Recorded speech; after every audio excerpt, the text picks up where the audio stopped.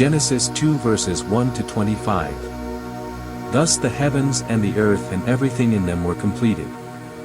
And by the seventh day, God had completed the work that he had been doing, and he began to rest on the seventh day from all his work that he had been doing. And God went on to bless the seventh day and to declare it sacred, for on it God has been resting from all the work that he has created, all that he purposed to make.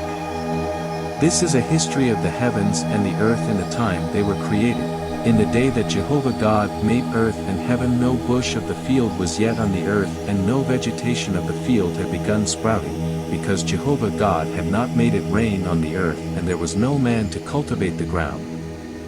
But a mist would go up from the earth, and it watered the entire surface of the ground.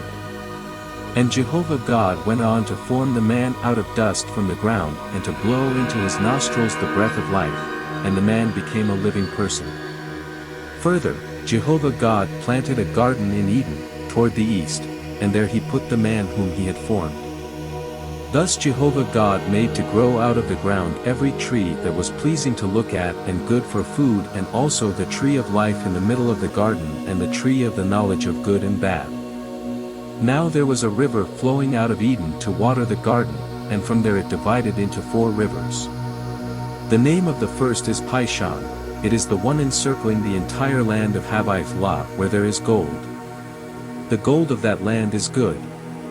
Bdellium gum and onyx stone are also there. The name of the second river is Gihon. It is the one encircling the entire land of Cush.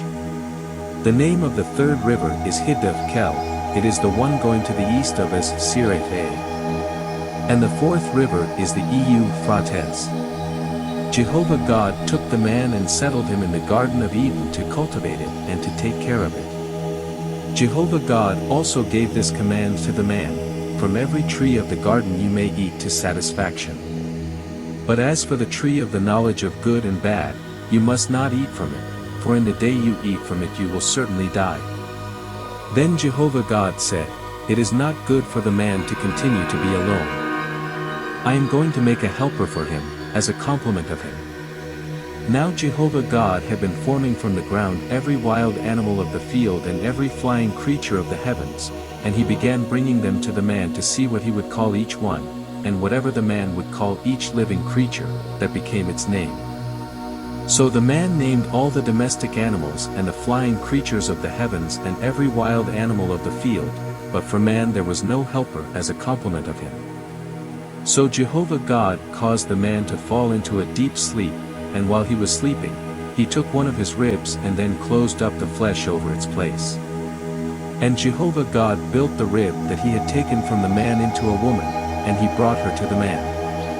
Then the man said, "This is at last bone of my bones and flesh of my flesh, this one will be called woman, because from man she was taken." That is why a man will leave his father and his mother, and he will stick to his wife, and they will become one flesh.